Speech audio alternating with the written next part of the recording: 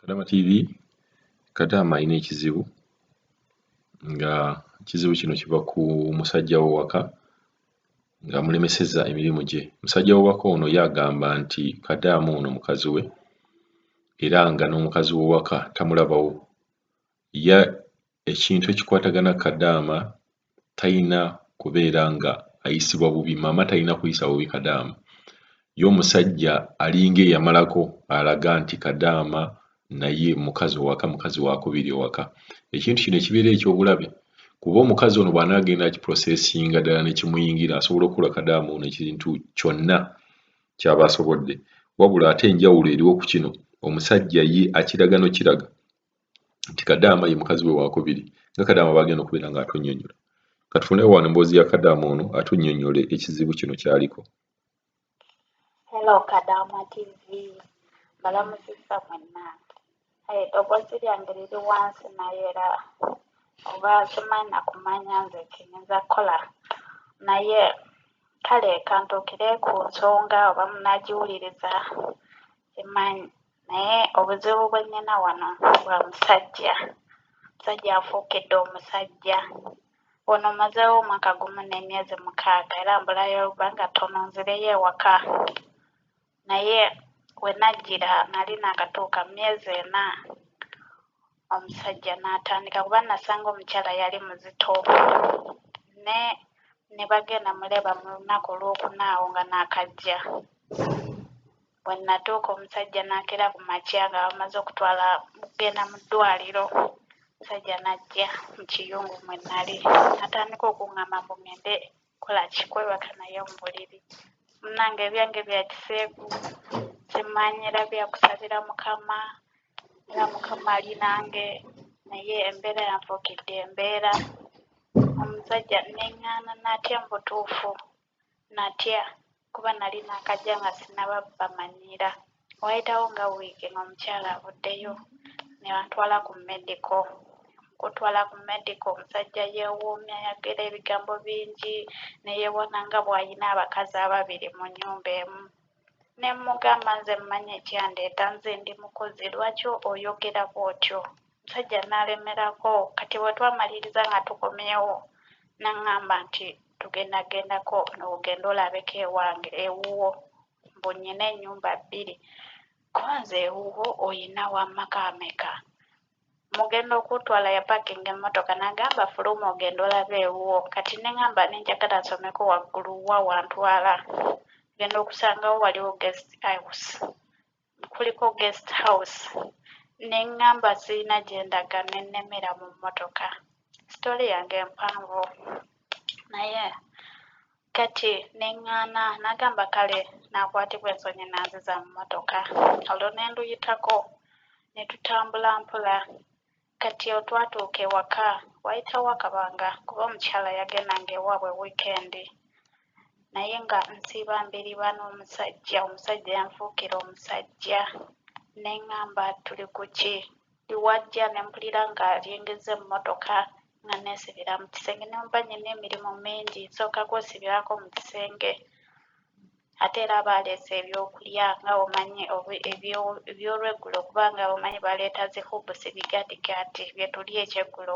Kati ate biba tebiriiwo ewaka. N'aleeta ne yeekonkonya mbu andeetedde ekyokulya. Ne mugamba kiteekaawo.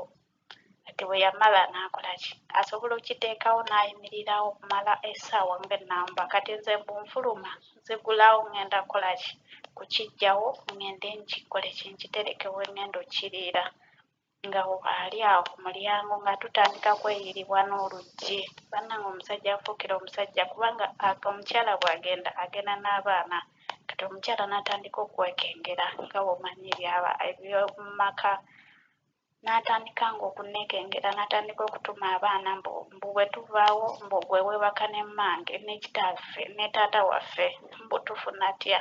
Sikikolangako nnwana n'omusajja, omusajja yanfuukira omusajja n'agezaako okunkwata. Ne mugamba okuddamu ngenda kufiira mu maka ago. Ye mukama wange yansasula era omukyala asobola okuleetako nga bumanyi okolako ku bujjajja nga tayagala baagala kundekeramu emmere efiiseewo. nga gye mba njagala okulya omusajja n'abigaana. Buli kimu kye bakola bayawulako n'obuliri ne bakyankalana n'emmere nga bw'omanyi nti baliira wamu famire yonna nga bamuwa emmere ye yekka abalala ne baliira wamu lwa nsonga ya mukozi. Nze neefuula nga eze kuba mmanyi ekyandeeta nga mmanye kiti kyengwamu. Omukazi yatandikanga okuntya, bwe yantyanga nga nsobola okuggulawo nga omanyi ensisinkano nga musanze ku mulyango mubutuufu nga yeekanga ng'akwata ne mu kifuba ne ŋŋamba ennyumba ye lwaki aba atya omukozi. Mubutuufu najja okukola naye embeera omusajja yanfuukidde embeera, omusajja yanfuukidde ekizibu. Kati nze byansobedde omukyala yamala n'atandikanga okuntwala. Bwe yantwalanga ne muweweerakoko naye nga bw'omanyi olumu basobola okukulekawo. Kati we bandeseewo omusajja afuuka omusajja. Kati jjo nabadde nina bye nkola, kolo teyayingiza mmotoka kuba nabadde mu kiyungu nga ndi mukola emirimu gyange. Kati ye yateekesa emmotoka wabweru n'aggula geeti nga sikola ki simuwulira, n'aleeta ebintu yali abadde aleese ebintu mu fridge byakuteeka mu fridge. Kati ngenda okubeera awo ng'ali mu kiyungu. Saawa zino wayiseewo ennaku 2 ku weedikodingidde kano ka audio. Kati bwe yabireese babadde bagenze era waabwe kolo tebantutte bwe bagenze lwaggulo. Kati nze nensigala nga ndi mu kugolola ngoye. Olwamuzimaliriza ne ngenda mu kiyungu ne nongoosa ekiyungu.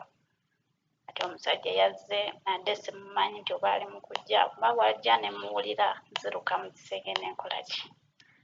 Ne neerwanako ne nsigala mu nnyumba kuba ye buli w'agera kuba luli namugambako olukigezaako kiddamu ngenda kuviira. N'akiwumulamuko ate era nga bwe bantwala n'ewaabwe naye era wafunawo kagaapu akakozesa n'ayagala okukola ki okunkwata. Naye kati twabadde mu kweriga, lwabadde Lwakutaano. Twabadde mu kweriga mu butuufu ne mpulira nga nemereddwa kubanga nze embeera yansobedde.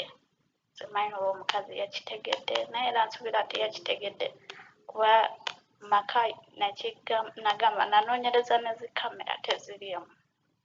Bannange munagamba nti nkyeyogeza nti oba nakyagadde nti oba ki, naye nze mpulira ndi mu kutambulira mu kutya kwereere. Embeera yatabuseeko kubanga saawa zino simanyi kiki kyenzizaako, simanyi nga omanyi embeera y'ewaffe yakyankalanye ate obutankula ogambe nti oba nziruke ngende. Nze omusajja ow'omumaka gano yasiba n'ezigeeti zonna sirina we nzirukira nti oba akola ki.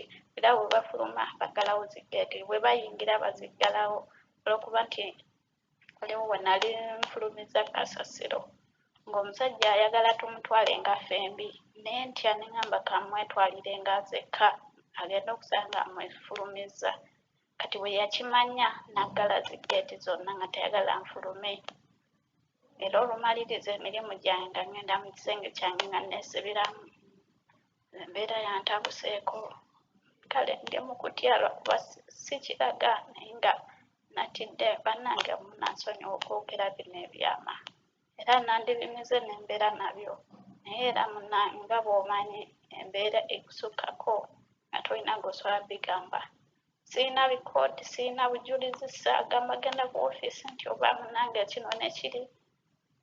Sirina bwe ntandikira. Munansonyiwa bannange.